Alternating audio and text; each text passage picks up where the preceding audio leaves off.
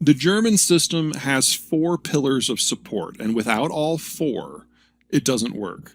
Number one, inexpensive energy supplies from Russia.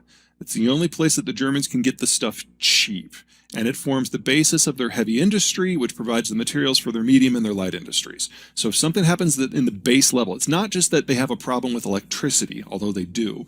It's that they no longer have the materials that's necessary to make plastics or to forge steel or to do anything downstream of that. The Nord Stream pipeline went offline yesterday. There's a concern, a very real concern, that it's never going to come back on. What's going on right now is that the Russians are trying to blackmail the Germans into backing out of NATO. It's that simple. Because without German assistance, there are no logistical means of getting equipment from the rest of NATO into Ukraine. End of story. So the Germans are being forced to decide between being industrialized and neutral or unindustrialized and Western. Not a fun conversation to have. The Germans are the fastest aging society in Europe. They're in the top 5 globally. Germany is not a country where you can have an open, honest, national conversation about population policy. And it shows. And so they now have more people in their 60s than their 50s, than their 40s, than their 30s, than their 20s. Until now, this has worked. Because when you have a lot of people in your 40s, 50s, and early 60s without kids, they can work long, they can work hard, they can get better educated, they're the most productive workers on the planet. But that group that is in the 60s is now flipping into retirement this decade, and that changes things overnight, going from an advanced worker base with lots of experience to a retired worker base where the experience is irrelevant. That happens this decade. That was always going to happen this decade. This was always going to be the last decade of the German manufacturing model. Third, it's not just about the Germans. A successful manufacturing system requires different stages of production with different workforces, with different skill sets at different costs. The Americans do this with Mexico. The Germans do this with Poland and the Czech Republic and Romania and Ukraine. And it's now over.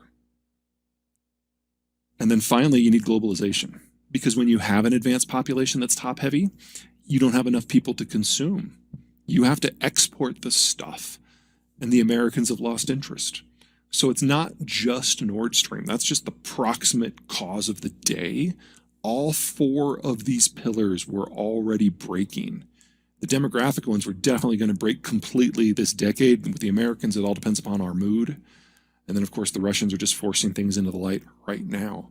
So the German manufacturing model cannot survive the 2020s. The Russians get to decide whether it survives 2022.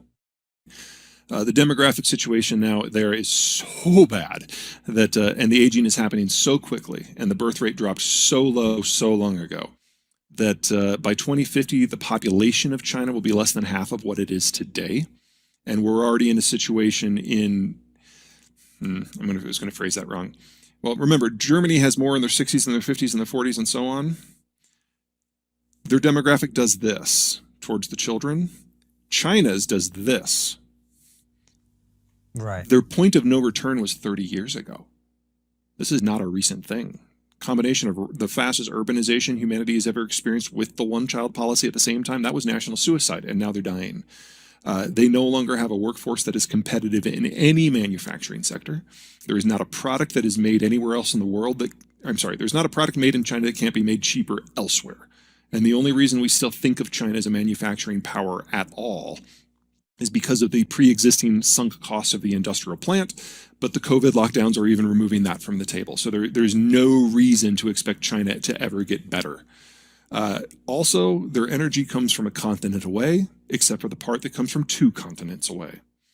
Also, all of the inputs that they need for their food, with the exception of phosphate fertilizer, they're all imported.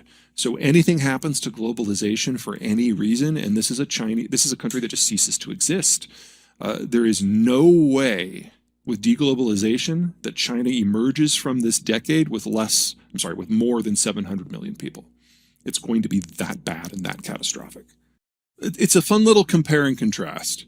So the Russian demographic is awful. It will lead to a dissolution of the Russian state this century, probably around mid-century, if I was a betting man. But It's not so rapid because Russia, when it urbanized, it only urbanized in part, and when it industrialized, it only industrialized in part. So until you get to the post-Soviet collapse, the demographics really, I mean, they were ugly by many measures, but they weren't terminal. And there are some strategic things that the Russians can do to buy themselves more time. The Ukraine war is part of that. They're trying to get to a more defensible outer shell where they can put static forces in a few geographic areas that will block forces from coming into their space in the future. So I don't mean to suggest that the Russian situation is pretty. It is still terminal. But there are some things that you can do with strategic policy that buy more time. China doesn't have that option. Russia is an exporter of food and energy. China is an importer. Russia can plug its periphery. China's periphery is naval. There is no country or combination of countries that the Chinese can invade and conquer in order to solve any of their problems, where there's a nice list for the Russians. So the most likely outcome here is that China just kind of implodes into itself. Does that mean there can't be a war? Of course not. When countries are dying, you never know what they're going to do. The issue of the moment, of course, seems to be Taiwan. But the Chinese government now knows that if they make a move on Taiwan, it's A, going to be harder than they thought. B, they know there are going to be international sanctions. And C, they know there are going to be international boycotts. And any one of those is enough to destroy the Chinese system, much less all three at once. The Chinese have always thought of Russia as their dumb neighbor, and you let the dumb neighbor try things. They're the canary in the coal mine, if you will. And they now know that everything they've prepared for the last 40 years was based on faulty assumptions. This is normally the place where you would, as a national leader, send all of your smart people into another room to kind of game out some replacement plannings. But the cult of personality in China is now so tight, and Xi has executed so many people at the top that he no longer has a brain trust to send into the other room. So China's just slamming its head into the wall over and over and over and over until something cracks. And I don't think that something is going to be Taiwan.